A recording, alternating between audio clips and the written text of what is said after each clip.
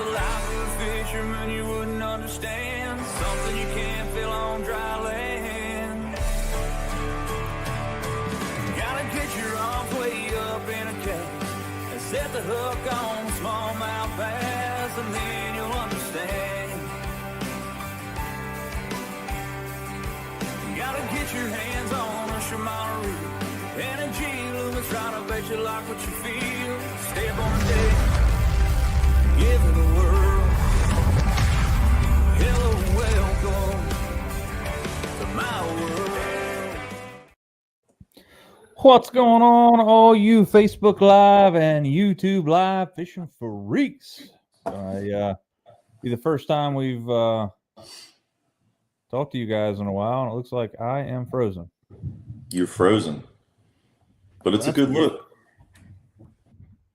Very weird. The browser has lost connection with my camera. I was gonna say now you're just blank. Yeah. All right. Well, let me see what's going on here. You can put video backgrounds on there. I see now. Man, they really upgraded this thing. It's kind of nice. Yeah, they also raised the price by like double. So totally worth it. Yeah.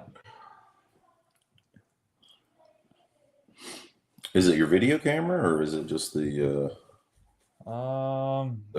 connection? Hold on a second. Let me check it out. Technical difficulties to start out, but you know, we haven't done it in a while. 2025, starting it off right, you know. Yeah, I was just there and you can hear me, so yeah, I can hear you. Maybe pop out and come back in. Hold on one second here. Hey Andrew. Hey buddy. What's up, Andrew?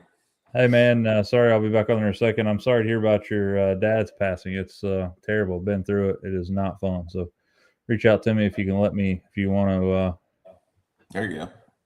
Know, if anything I help you do for sure. But I'm back. I'm back. All right. So anyway, we are talking fishing. It's been a while since we've been live. First off, last Tuesday was New Year's Eve. I ended up I was playing music. Jared was doing the family thing. I'm sure everybody else was doing the same thing. So we opted not to do that. And actually, to be honest with you, we didn't opt not to do anything. I just it's Tuesday, but it's also New Year's Eve and I was playing music and, it is what it is. But with that being said, we are talking fishing today, talking about a new product that I'm interested in trying out. And this is a BKK Armor Point hook. Now, these things are made in China. I would imagine probably, 90% of all hooks that you use are probably made in China. But these are made by a manufacturer of BKK. The company that makes these things is Jiang, so I think it's Zhang Ji, which is XI, Black King Kong Trading Company. I'm reading right off the back here. They got a sense of humor, though, so that's good. You're not going to be able to see it, but it's right here. It's what I'm reading off of there. Zhang Ji Black King Kong Trading Company Limited. Anyway, I mean, they're a huge company now. I mean, I think BKK is bigger in saltwater, and then they've kind of tried to step over into freshwater. I know they're supporting a lot of the pros now. Galele, the Italian guy that was a really, really good fisherman, he was sponsored by them a couple years ago, and that's kind of the first time I'd heard of it. But I mean, I've got a couple of their hooks. They look really good. They're laser sharpened and all that, chemically sharpened, whatever. And so yeah, first off, I got to say that there's no affiliation to this group or channel, and it just hit me. BKK stands for Black King Kong. That's what BKK stands for. I did not know that. Black King Kong. Black King Kong. I guarantee that's what that is. Anyway, one of the cool things that I really like about these hooks, first off, I haven't tried them yet. I've been trying to look at a way to make a video series based on how sharp hooks are. I know you can do like sharpness of knife blades, and I'm gonna come up with some kind of contraption that will allow you to like pull a hook into like a pig skin, an actual like pig flesh. I think Called they actually did that in some real. form or fashion because I was actually talking to Brad about this, and believe it or not, the Berkeley ones are the ones that ended up being the sharpest. But Makes sense. wasn't The Fusion Berkeley the 19. one that funded the study? I mean, that's how we are in medicine all the time. You look at the new medicine and all the great data and the Like great data Pfizer is funded. great, but also Pfizer is paying the bills. Exactly. Yeah. But again, I haven't tried these things out yet, but I'm really interested. They and JR and I were talking about this prior to the show here. They have a thing called the OCD, which is what is it? It's the something. I don't know what it's like a tackle distribution thing that they have, It's like but a whole terminal tackle setup is I think what they advertise it as, which I mean it's an impressive setup, but it's just there's a lot of stuff in there that I wouldn't use. So I think it's like $200. So a $200 terminal tackle setup, which I mean it's really attractive the way they've got it. I mean here I've it's never seen called it or played with the it. OCD, not to interrupt, but Optimized Containment Devices (OCD). Let me share my Oh, screen here, and you oh, can it's just buy this thing. As Jared was talking about, you can buy this thing fully loaded, and it's like $300, like $299, 300. which is it $399? I was thinking it was $199, but it may very well be. Maybe, but so this is the tackle storage system that they have that allows you to put these hook containers that these BKK hooks come in, which now that we know what BKK stands for Black Black King King Kong.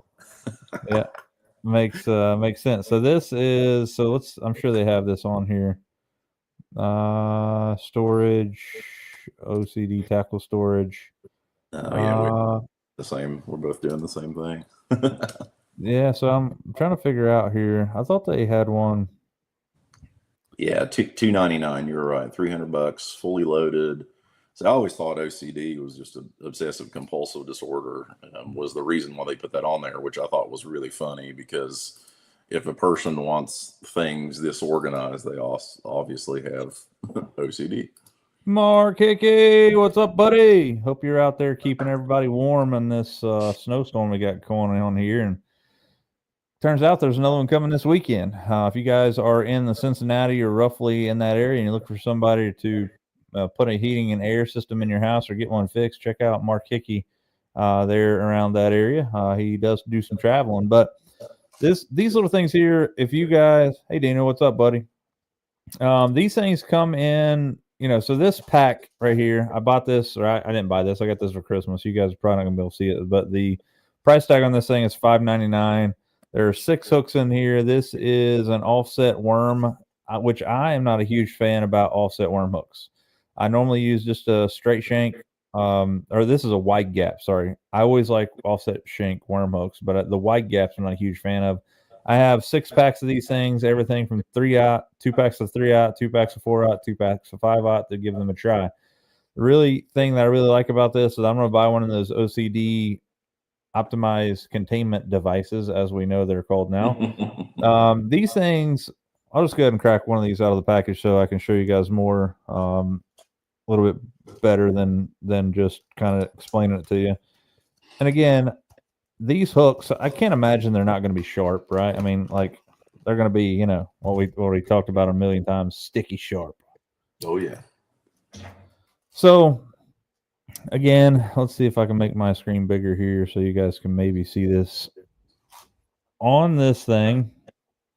Really tough for you guys to see because it's on my fat head and the screen or the writing is so low or so small. Yeah, on this little tab here that you pick up to open this thing, that's like a thumb tab to open this thing. It closes down. It does have a tactile system there so it doesn't come apart. It's got a nice little hook and tab there.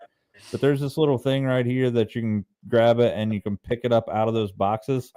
But I like the fact that when these things are stacked like this and you're looking down on the top of these, that you can see what's in each one of these boxes. And again, as I was just showing you a second ago, I didn't even look at the price of that. Let me go back here. I don't have it on my screen anymore, but I can tell you. $25 for the thing itself. Okay, so yeah, so it's $25 available on Amazon, so you can get it next day shipped. So $25 is, for the tackle box. Now, when you think about all the stuff that's in there, JR and I were also having a conversation about that. And $300, there's a lot of stuff in there that he and I wouldn't use, but I do like the idea that I can buy, say 20 packs of these. And you can also, guys, there's only 6 hooks in this thing, but I bet it would hold like 50. So you could buy like all these packs and then stick them in one to kind of split it down into smaller stuff. I know it'd be a lot more organized than my terminal tackle box, that's for sure, because I've got I try to break it into size, and then I've got EWG and worm and flipping, and I really like the thought of it. I haven't bought it, but What's up, Matthew Strickland? What's up, Tyler? Question. Let's talk about wintertime patterns. What's your favorite, and where do you start for wintertime bass? All right. So this kind of falls right into the situation that we're going to talk about this on this episode anyhow. You guys have probably seen, if not, it's crazy how much like my YouTube and Facebook has grown over the last month, which is absolutely crazy. And when I mean crazy, I mean absolutely nuts, especially Facebook. And Facebook is a weird place for me, because I want to do well on Facebook, but there's no way really to monetize Facebook. So views are just whatever. But my Facebook and YouTube together have skyrocketed in the last 3 months. And I want to thank you guys out there that are continually looking at my stuff. But our Facebook page, as of today, has 186,000 views on it in the last 28 days, which is astronomically high for us. We were getting like 30 to 3,500 a month, and we're at almost 190,000. So doing a lot of stuff to get things out there. But on my YouTube channel, one of the things that's really helped me kind of dive into a new realm of people that don't normally search for my channel is I'm doing a cold water bassing series at Greenbow Lake. And my goal is to catch a cold water giant. And right now we're on episode 3. I just released it this past Saturday. And there's no more episodes at this point. I haven't went out and filmed anything. We've had a foot of snow here, roughly about 8 inches here, and plus an inch of ice here in Lawrence County and across the river where JR is at.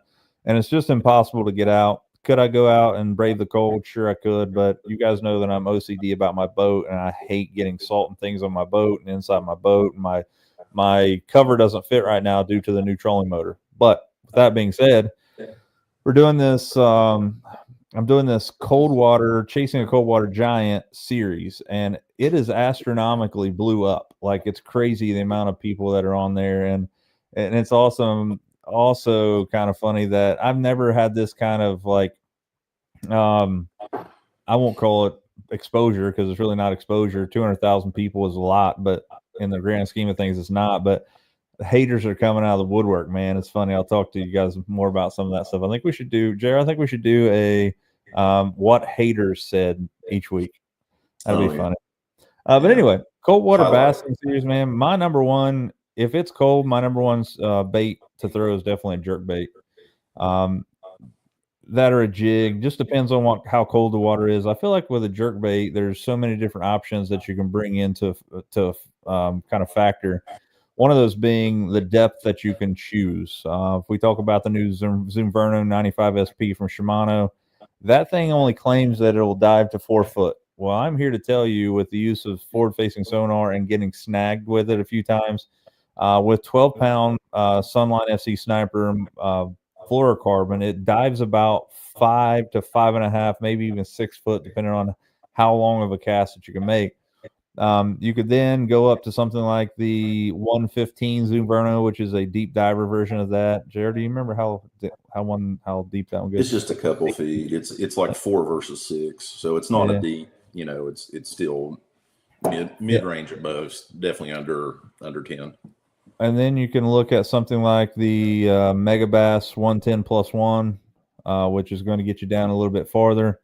And then there is some Rapalus deep diving stuff that gets you down 12, 15 foot. So you can cover a lot of different ranges with that. But I think one of the greatest things about cold water bassing with using a jerk bait is the fact that you have the opportunity to really change the way that you,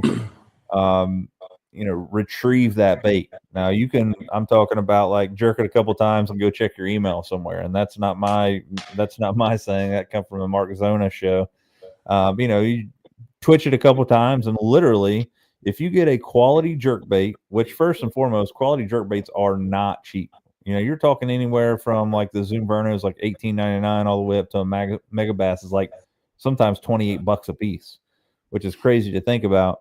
But if you have a high quality jerk bait, when you get that bait down into the water column, it will suspend there almost indefinitely. Like they have it so figured out that the bait just stays there. The Zoom Verno floats head down. I think the World Minnow floats even keel, and there are some jerk baits that float head high.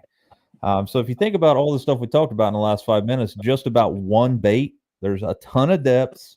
There's a ton of different ways you can retrieve it, and there's a ton of different actions of the bait when they're out there. The reason that I keep alluding to the new Shimano Zuverno is I've been absolutely whacking fish on those things, man. They're so good. The Macchiato collar is phenomenal.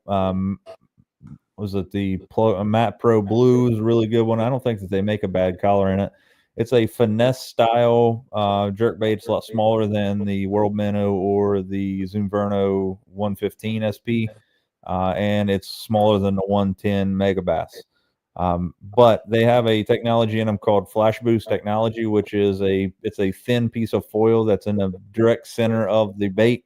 And when you stop the bait, there is two springs on both sides of that foil, and that foil just sits there and quivers under the water while the bait's sitting there. Now, there are some bait fish, and I've yet to see them, probably not around our area, but you get into some places like Florida and places, there are some translucent fish where you can physically see their organs working through their skin. But it also, the cool thing about it is I think it brings out, it triggers strikes that you normally wouldn't get, especially if you have a fish that's nosed up on it. And it's, if you've ever saw a fish chasing a jerk bait on forward facing sonar, they will sit there and look at that thing. It may be a minute before they eat it. Like if you can see one, they will look at that thing. And sometimes if you can see them, you can just barely twitch it and they'll eat it. But sometimes they won't. It just has to be dead stick. And I think that little foil, it could be a gimmick, but I think it's better to have it than not. Yeah, it's just something they haven't seen before when it comes to jerk baits. I think that's a big part of a lot of things. And I feel like bass seeing baits is so much of a bigger deal than what we realize. But cold water, I mean, a jerk bait is a staple. Of course, we're going to hear a lot of people talk about your A-rigs, which to me, I think both you and me both are we've yet to see the A-rig really produce, and I think that's another part of exposure. But I'm going to kind of, bring in a sleeper here, and I'm definitely going to say Silver Buddy. I think a blade bait in cold water, and even more so, maybe a little bit warmer than what we're used to throwing it in, has really made a big deal to me since I started throwing it recently. And I threw it quite a bit at Chickamauga, actually, and it yielded a lot of fish. Not always bass, but it'll catch just about anything. Yeah, I apologize if these comments have already been put up here, but hey, Micah, Happy New Year to you, buddy. I was talking and wasn't looking at the screen. Adam says the social's blowing up because you're on TV every day at dinner time. He's not wrong about that. And I guess we should talk about the elephant in the room. So this summer, Misty works at the same hospital that JR does, King's Daughters over in Ashland, and JR and I had done some fishing for them for a tournament. They sponsors for a tournament. Misty works there. Long story short, they contacted Misty and wanted to know if I was interested in being on a commercial for them. Well, I agreed, not knowing what it was for. I thought it was going to be, if you go to their hospital, they have these really cool point of like heads up displays and kind of like point of sale stuff where they, you can go over there and see JR's mug up on a picture, up on a, revolving board on a TV and stuff, showing their doctors and things. And, so I just thought it was going to be shown within the hospital. Boy, was I wrong. It's always ask what you're getting into. It runs every day before like the 5 o'clock news on WSAZ every day. Every time. Yeah. It's on Jeopardy in between because some of my patients would say, "Hey, Hollywood," as soon as they would come in. I was just like, "What are you talking about?" Oh, okay, I get it. Yeah. So it'll run for a while. Well, it's crazy though, because first off, they wanted to go to Greenbow, and I was like, and I'd never fished Greenbow, and it was summertime, and I was like, no, I'm not really interested in going to Greenbow, and I had my injector was out in my boat anyway, so I was like, let's go to Lake Vesuvius. There's a big giant walkway that we can go out on, and you guys can film from there, and I can put my boat in. And the kind of backstory of that was knowing that my boat wouldn't run anyway, or would run, but it would only run on 5 cylinders, so I wasn't going to start it, and I can't start it at Vesuvius anyway. So it worked out good, and I figured that I could get there and I could fish some, and even after they left, I would fish some.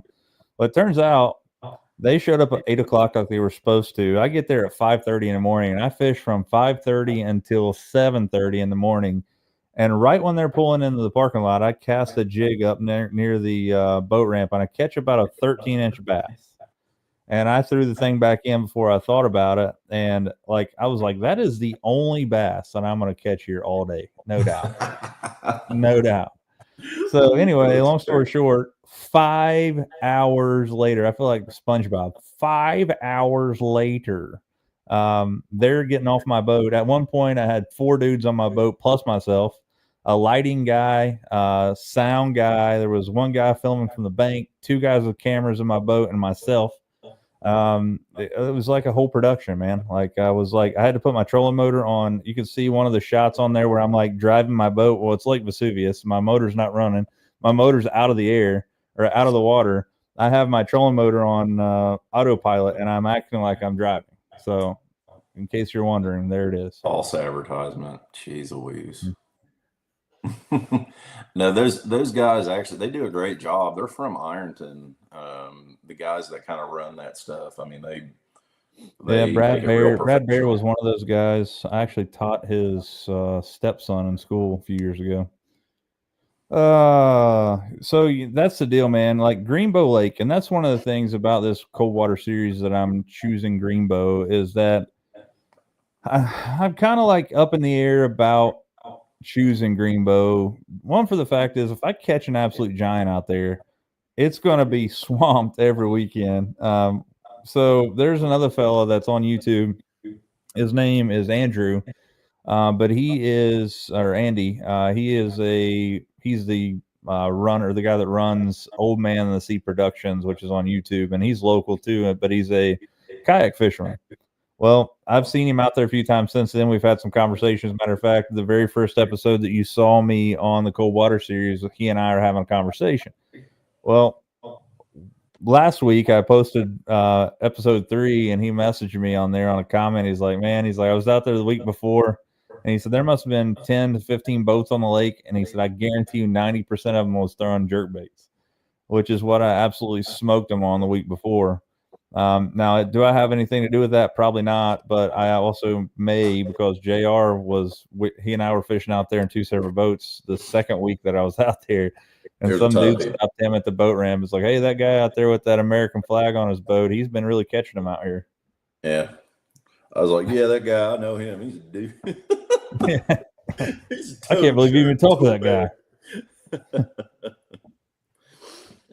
But I said, oh, yeah, that's cool. He's a nice guy. Yeah, so on to that. This has really sparked my interest in the glide bait game. And you guys know, and I know Tyler Williams is out there chomping at the bit. I have been working on a glide bait for a better part of a year, almost a year. It'll be March will be when I first started on the bait. So when I say working on it, I just say that I had it like in the back of my mind, and I've made a couple of them, but I haven't ever put weight in one, and but I've bit the bullet. I've bought 5 different sizes of split rings and 5 different sizes of hooks. I've also bought some lock wire and things to make some different things as far as like the joint connections for my glide baits. So my goal is to go out there as soon as I can possibly do so, and it may be even February before I can do so. But as Andy mentioned to me on a channel comment on my YouTube, that they stock trout out of Greenbow every February.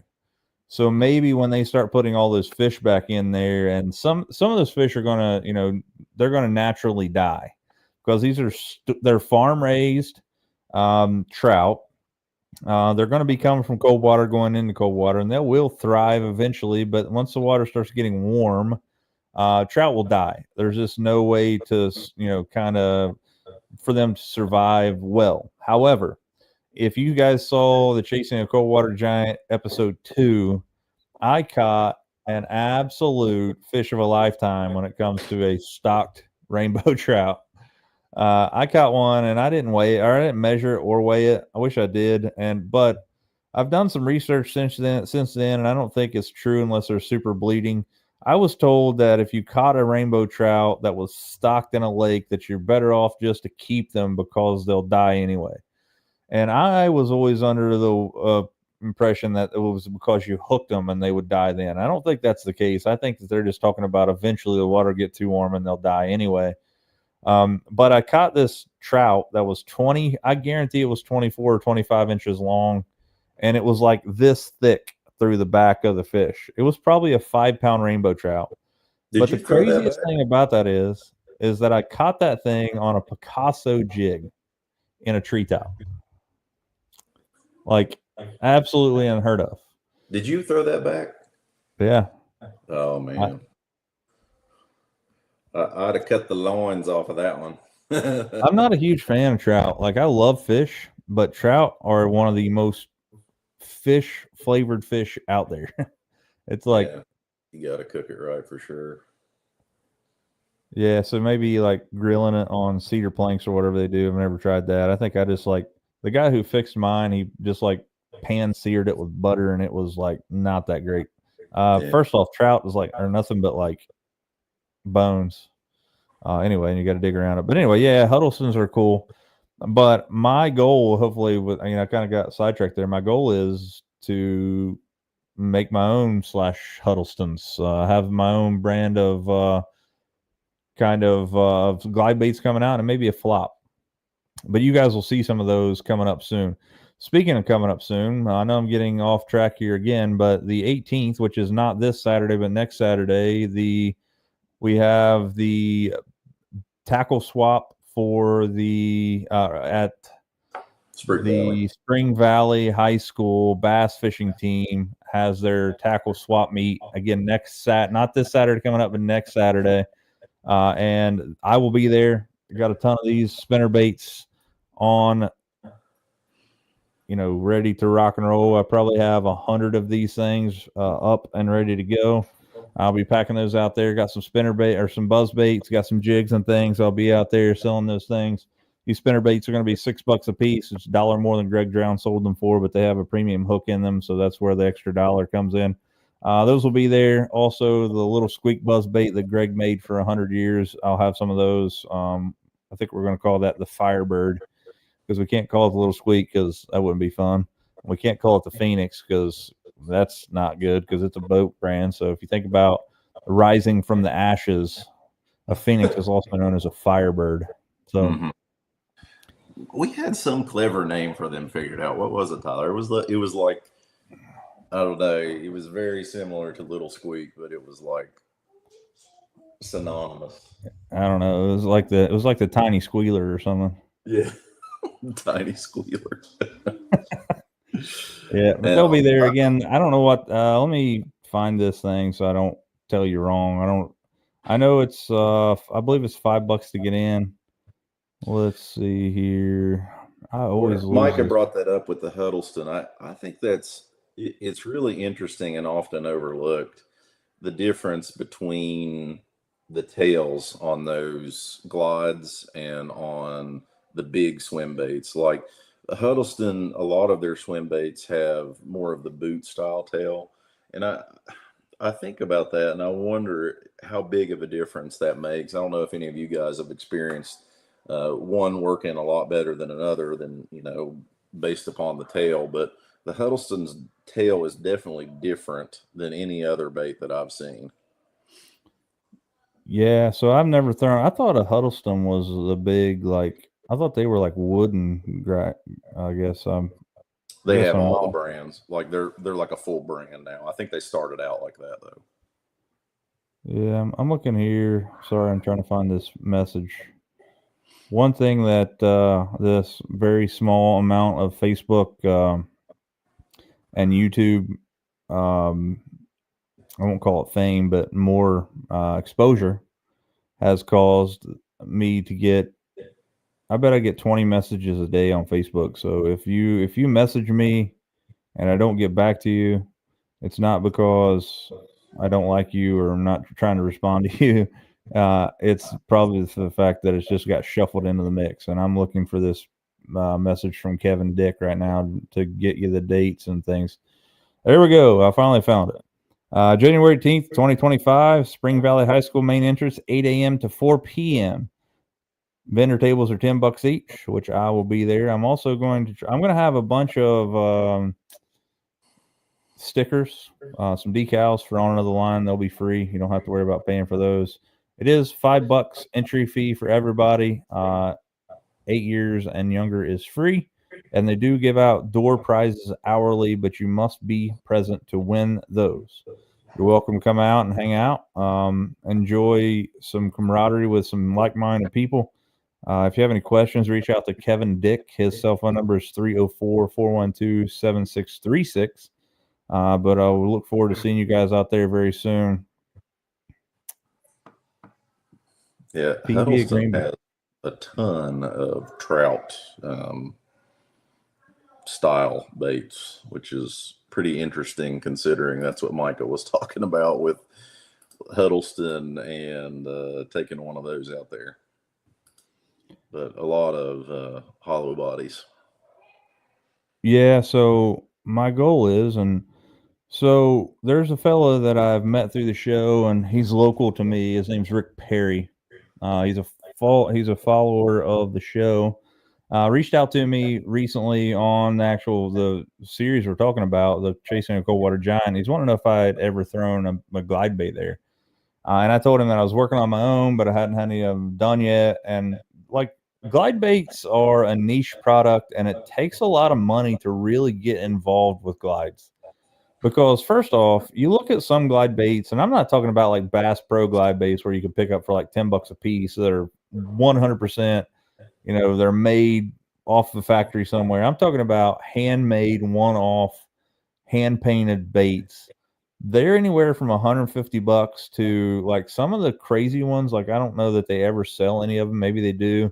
Like if you look on Bass Pro, or if not Bass Pro, if you look on Tackle Warehouse, there's one called the Roman Made Mother, and it's $1,300, and it's absolutely absurd. Like I would feel bad losing a $200. Like if I lost a $200 bait, if it's not frozen, I'm going swimming. Just to let you know. But things get a tile put on it. Yeah, it's like, yeah, for sure. It's gonna have an air tag. Yeah. But the deal is, when you look at some of those baits, you think about, and that's what's really been so crazy about me trying to make my own, is that I feel guilty for what I'm going to have to charge people for these baits. And it's not because that, they're going to be absurdly expensive. Like, I'm going to tell you, I'm a bass fisherman. I'm also a high school teacher. I don't make a ton of money, but if I didn't make these baits and to go out and to say I'm going to pay $200 for a bait that I may or may not catch fish on, which, you know, that's with any bait. But me, that $200 price point is I may have 50 hours in building one of these baits. Because one, you got to think about it. You got to carve the bait out, which I do. I'm going to be doing with a CNC router, which takes a lot of the grunt work out of it. But I had to design the bait in a way that is, it's, I guess, hydrodynamic, not aerodynamic. Also stays upright. You're going to have to, each block of wood that I use is going to have different densities. So I'm going to have to weight them differently. So basically you'll just weight them until you're happy with it. And then at that point, you are going to have to put a paint job on it, and you're going to have to work with what kind of finish is going to be on there. There's stuff that's way over my head. Like you can go to like Tackle Underground and look for glide bait making on there, and there's enough on there to geek out on for months. And it's way above the scope of my, you know, understanding. And I'm not trying to get scientific about it. I want to build baits that work. So my goal is to go out to the next attempt for the chasing a cold water giant at Greenbow and throw these big glide baits. But what I was talking about earlier, Rick Perry reached out to me. He's like, hey man, I'd love to help you kind of on your way with this adventure. He said, I paint baits in the area, and you know, he gave me some references that I could check out, which, and look, I wasn't trying to get him to paint a bait for me, but he offered to. He's like, look, I got some big glide bait blanks. He said, they cost me X amount. I'll just paint you one. You can have it. See if you can catch a fish on it. He said, I haven't painted a trout bait in a long time. He said, I think I can nail it. Love for you to do it. I was like, dude, I'm in for sure. I told him I'd buy the blank or whatever. So my goal is to have this bait available along with this bait that Rick has, and maybe a few others have been throwing that. I threw that mag draft out there a while. I think the key is to catch an absolute giant out there is I'm going to find a day where there's some color to the water. That's exactly what happened the very first day I was out there. There was about 2 foot of visibility, and I caught 15 fish on a jerkbait. Knowing what I know now, if I could go back to that day, I would never throw a jerkbait ever, and I would throw the biggest baits I could possibly throw every minute of that day, because I think that's going to be the time that you're going to be able to really trick a world-class bass. And according to somebody that knows the guy we're talking about who caught the world record, he caught the state record, not the world record. Got the state record Kentucky bass out of Greenbow 2 years in a row, which has been eclipsed since then. Matter of fact, it was caught at that place, not fish trap, high point, something. It was like 14 pounds, 9 ounces. That's the state record, I think. But previous to that, in the 80s, I believe it was, there was a fella, according to people who's still around, and never met the guy. And the story's been told a lot of times. Like I think Michael was saying there that he caught it on a purple worm at night, and that's the story I keep hearing. But he caught it one year, and then caught another bass the next year that eclipsed that by almost a pound. I think it was like 13 pounds or 12 pounds or something, which is crazy to think about. But that guy, according to another guy that I know who actually has talked to this guy physically, he says that he never casts in the water. That's because these bass are so spooked. He casts on the bank and brings his bait off of the bank into the water. Super clear water. I'm talking about last time I was out there was like, I'm guessing on the low side, 12 foot of visibility. I could see stuff underneath me that was crazy. Like if you watch episode 3 of Chasing a Cold Water Giant, there's a PVC cap. Don't ask me where that PVC cap comes from, but it's on the boat ramp, and I could see it in 3 to 4 foot of water. Like it was literally, there was no water there at all. So I'm going to have to catch it. But I think if I can get out there after this snow melt, it's going to have some water quality. It's going to have some dense, it's going to have some tint to the collar of the water. And that's where I'm headed, looking for those things. The episode 4 is going to be throwing giant glide baits, which then kind of comes into another situation if you think about it. And I apologize for being slumped down here. My chair here is going to break at any moment. So if this thing breaks while we're on a show, you guys have my permission to laugh. I'll laugh. Well, I threw quite a bit when we were there, which the day we were there, nobody was catching anything. So it wasn't a great day to throw it, but I've been throwing some of the Savage gears, and then um, I've got a Chad Spro Cat Chad, not the original KGB, which, man, if you watch those swim bait underground guys, I mean, it's unreal, like how much they're paying for those. So I don't think it's, you just have to have the right clientele for it. And I mean, you make a quality Right. product. Right. So that's the deal is I want to spend the rest of this winter getting these things to where I'm happy. Like I won't be happy that people are paying $200 for these things, but I'm not going to be painting these baits, by the way, guys. You guys are going to get a legit paint job. I'm going to find somebody in our area. There's a lot of people that will do it. If you guys paint baits out there, maybe I'll talk to Rick Perry since he already reached out to me. I'm looking to pay somebody anywhere from 15 to $20 per bait to paint these things. Once I get them done, I will put the finish on them. You just lay some paint down on there. I'll put the finish on it. We'll call it a day. But if you're interested, let me know about that. But the deal is, I want to be able to test these baits out through the springtime and catch some fish on them before I start selling them. One, to make sure they work. Two, to make sure all the components and stuff that I'm using are correct. What I was going to mention there, the biggest things about glide baits that are so hindering to me is that I fish really high end fishing equipment. I don't mean to sound like a fishing snob, but I'm very lucky that I'm affiliated with Shimano and G Loomis. So I have the ability. And by the way, guys, everything that I say about Shimano and G Loomis is not a paid ad. Like they don't pay me anything. They don't give me free gear. I pay everything for everything that I buy through Shimano. Whether that be Power Pro, Jackal, Shimano, G Loomis. There's a lot of different companies that they're repping right now. But I pay, I don't pay full price. I'll tell you that. I do get a very substantial discount, but everything that I fish is super high end for that reason. I'm not going to go into my quality of my discount. It's a very good, very deep discount that I'm happy with. And I don't get any discount, and I still fish it because it's the best.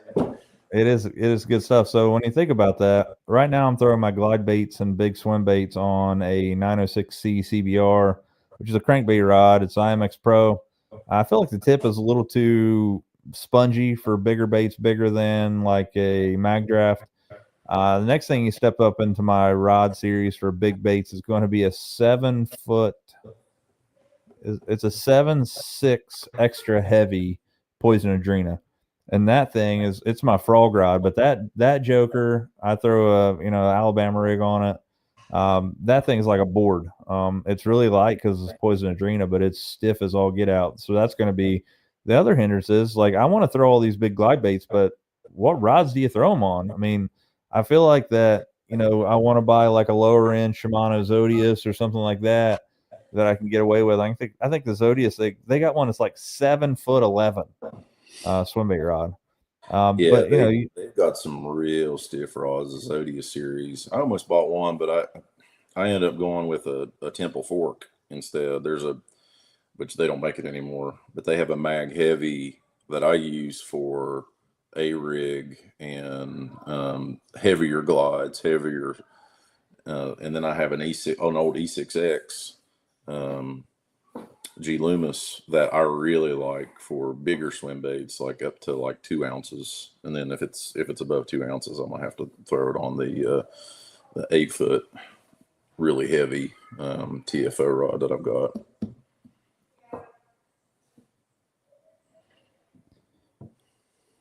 Yeah, so that's the deal. Like when I'm throwing these glide baits, I'm gonna need 2 rods at least. I guess I'm just gonna have to bite the bullet and buy a couple rods. I will tell you that the end all be all Shimano reel for glides is definitely going to be a Tranx 200. That's what both of mine are on too. It's perfect. I like them. Actually, I think it's a Tranx 150 that I got. It was just new for I don't know if it was new last year or not, but I like the 150 a lot. Even casting those big giant glides, you can't spool the thing. It's got plenty of line on it. Even using braid, I've never spooled the thing. And it doesn't have that big, huge like crank like the 4000s and above do. I didn't want that personally. I thought that would add a lot of extra weight when you're already dealing with a much heavier rod. It's going to make it harder to throw all day. Yeah. So back to this comment here that we took down our road. Delbert Grizzle was the guy who caught the state record twice. I'd love to have that dude on the show. I'm sure he's probably up in age right now. If he's still alive and somebody's got the opportunity to talk to that guy, have him reach out to me or JR1. I'd love to talk to that guy about Greenbow. Just to talk to him about, his, first off, what it's like to catch a state record bass. Second off, maybe he can put me on a spot where I can go out there and hammer on one, but it's all good. So, guys, that puts us about that 45-minute mark here. So, first off, Brandon Reimer, I think we talked about it a second ago. I don't know if we brought your stuff up or not here. Chad. So, the Chad trout, they have that at Borders. I'm really hesitant to suspend the $50 on the bait to make that thing happen. I probably will pick one up anyway. The goal here is to get into throwing bigger swim baits and bigger glides, and it's going to require me to have a bunch of them. But going forward, at the end of this spring, I'm hoping to have 5 different glide bait models. I'm going to start with one. I'm going to really dial that in, and then using the same technique I created the first one with, I'm going to create a second and third, and hopefully maybe I don't need that many, but like he's mentioned here in this comment, Clutch makes a really good bait. But one thing that you're going to notice with Clutch is all their baits are resin baits, which are poured with something like Alumilite, and mine are going to be solid, at least 2-piece maple fishing lures. So that's going to add a little bit of extra kind of, I don't know, nicheness to them, if you will. Again, if you look at that Roman made mother, it's giant, things like 13 inches long, but they want $1,300 for it. It's absurd. Like, I'd like to find one to look at it to know what I can't ever afford or nor what I want to. It's in the tackle shop, like underneath the register, like they raise it up. You go downstairs. And once you go down the stairs, there's a glass, and then it's once the smoke clears, you can see it behind the glass. It's kind of like going into a really high-end music store, and they got like this $100,000 Martin in this case, and it's got like 4 padlocks on it, and like they don't even want you looking at it, so the glass is frosted. Yeah. You can just see a silhouette of a guitar. And if you play Stairway to Heaven on it, they just shoot you like right there. Boom. Yeah, that or like Wonderwall. I think Wonderwall is forbidden. And but anyway, yeah, this chair's got to go, man. I feel like I'm leaning back. Like every episode, it just keeps getting farther and farther back. I'm gonna break this thing in a heartbeat. Maybe that's what I'll do tomorrow. I'm off work again tomorrow because of the snow. I wish the roads were clear. That'd be a good short. Kapow! Yeah. I'm gonna pretend that one doesn't happen. Gonna have to give it up to all the forward-facing sonar haters out there. I've started using forward-facing sonar this past year, and I can imagine what pros go through. Matter of fact, that's what I was doing a second ago. Some dude was commenting on my stuff. It's like, people can't even fish without looking at a screen with 2 exclamation points, and my response was, sure you can. Apparently you do. I mean, again, next week I'll compile some of the hater comments. Some dude told me to get a girlfriend the other day. He called it a cheater scope and to get a girlfriend. I was like, wow, all right. That's a bold statement for some dude that lives with his grandma in her basement. Yeah, it's I don't know. Their comments and everything they put on there just gets more views and more stuff. So pile it on, baby.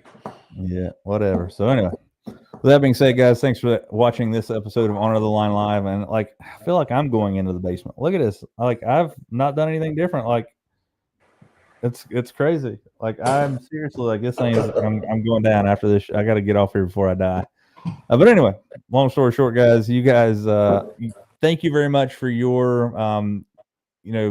for joining along the last couple months. If you just now subscribed to my YouTube or saw this on Facebook, due to the extreme number of views that we've had on both platforms this past month, it's been amazing. Again, if you guys are just not joining us, I had almost 190,000 views on Facebook this past month, which is absurd. getting a lot of help on Facebook as well, or on YouTube as well. I think I picked up like 140 subscribers this past month, which is astronomical for me too. I'm right now in the process of working on taking a trip out west, or not, well, towards the west, going to Arkansas to fish bull shoals, which will check off Arkansas and Missouri. Bull shoals is on both states there. Going west to Oklahoma, fish 10 killer probably. Going south to Lake Fork, and then going back east to fish somewhere like Caney Creek in Louisiana, and then back home. I got 11 days to do that in spring break.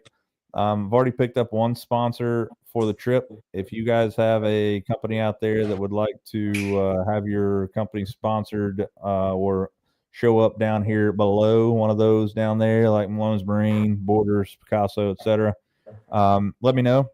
Marathon, Arco, provide gas for the trip. Yeah. So I'm driving. Again, the deal is we'll talk about this next trip or next week, because I'm going to have more of this planned out. But my buddy Dusty and I are leaving here on the Thursday before Good Friday, and we're going to come back the following Sunday. So it's going to be like 9, 10 days there.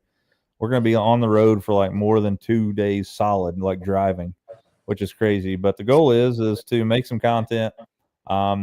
But look for some sponsors for that trip, and as well as the rest of the year.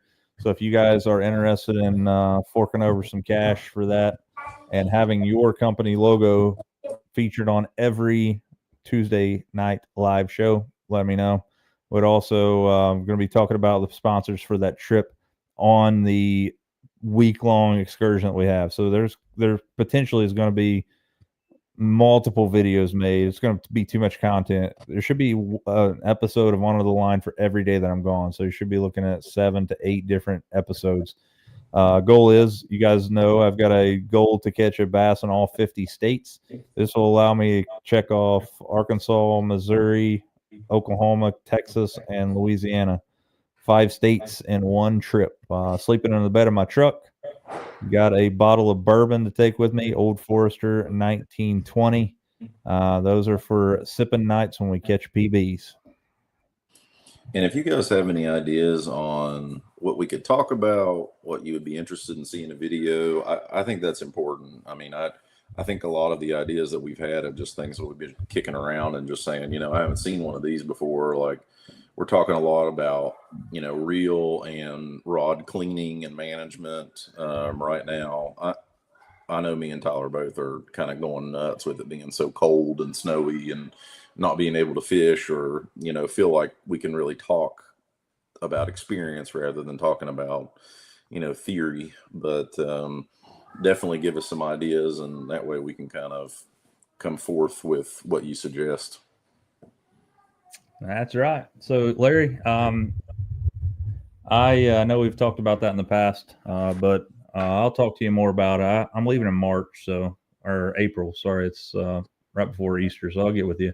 I appreciate it. But again, if you guys out there want to throw some dough my way, you can also come out to the Spring Valley Tackle Swap Meet not this Saturday, but next Saturday the 18th. Buy some of my spinner baits that are $6 a piece and help me along the way. So, with that being said, while my thing here, look at this. I'm either too high.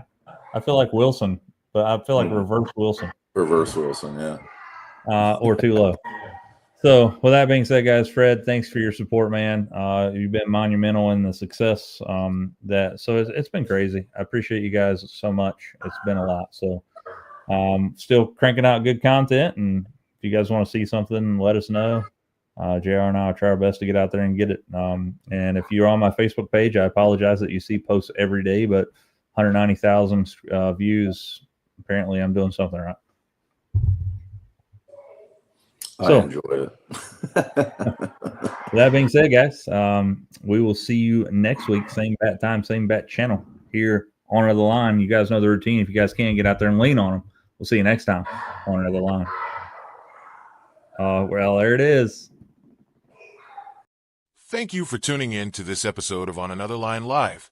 We truly appreciate your support, and we couldn't do it without all the amazing folks at home watching week after week. A big thank you goes out to our sponsors, who help make this show possible. Malone's Marine, Borders Sporting Goods, Solar Bat Sunglasses, Picasso Lures, Shimano, and Columbia Sportswear. Their partnership allows us to keep bringing you the content you love. We'll see you next time on Another Line. Until then, get out there and lean on them.